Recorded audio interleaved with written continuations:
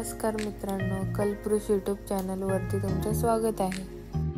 उन्हाळ्यामध्ये तुम्ही कलिंगड तर खूप खाल्ले असतील, पण तुम्ही कलिंगडाचे घारगे कधी खाल्लेत का? जर नसतील खाल्ले तर आज आपण बनवणार आहोत कलिंगडाचे घारगे। त्यासाठी आपल्याला कलिंगड घ्यायचं आहे आणि त्याचा जो हा लाल पोर्शन आहे तो आपल्याला काढून टाकायचा आहे, म्हणजे फेकून नाही द्यायचा आहे, तो खाऊन टाकायचा आपल्याला।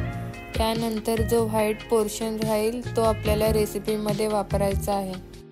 बघा अशा प्रकारे काढायचा आणि हा व्हाईट पोर्शन आपल्याला किसणीमध्ये किसून घ्यायचा आहे।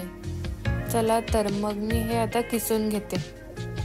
आता मी तुम्हाला साहित्य सांगते। आपल्याला 1 वाटी कलिंगडाचा किस घ्यायचा आहे जो आपण मगाशी केला। त्यानंतर 1 वाटी तांदळाचं पीठ आणि 1 वाटी गूळ घ्यायचा आहे। पाव चमचा वेलची पावडर आणि पाव चमचा मीठ घ्यायचा आहे। खूप कमी साहित्यामध्ये ही रेसिपी तयार होते। सगळ्यात आधी आपल्याला 1 वाटी कलिंगडाचा किस घ्यायचा आहे आणि त्याच्यामध्ये 1 वाटी गूळ ॲड करायचा आहे आणि गूळ आपल्याला चांगला त्यामध्ये कुस्करून घ्यायचा आहे। गुळाचं पाणी झालं पाहिजे एवढं आपल्याला कुस्करायचं आहे आणि गूळ शक्यतो तुम्ही किसूनच घ्या, त्यामुळे पटकन कुस्करला जाईल। तुम्ही बघू शकता गुळाला छान पाणी सुटलं आहे।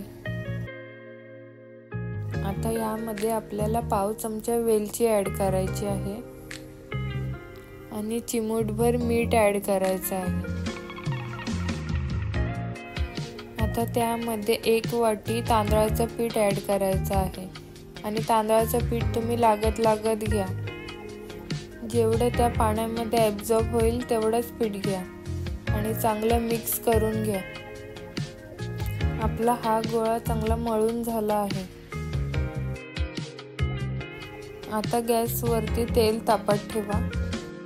त्यानंतर एक प्लॅस्टिकची पिशवी घ्या आणि त्याला चांगलं तूप लावून घ्या। त्यानंतर छोटा गोळा घेऊन तो चांगला थापून घ्या।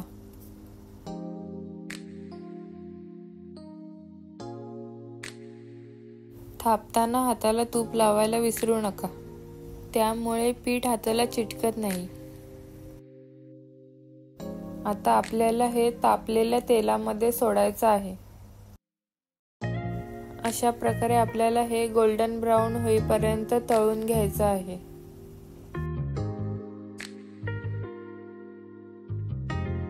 तुम्ही बघू शकता आपले घारगे मस्त फुगले आहेत। आता हे एका प्लेटमध्ये आपण काढून घेऊया। आपले कलिंगडाचे घारगे तयार आहेत आणि हे तुम्ही घरी नक्की ट्राय करून बघा, खूप छान लागतात। रेसिपी आवडली असेल तर लाईक, शेअर, कमेंट नक्की करा। चला तर मग बाय।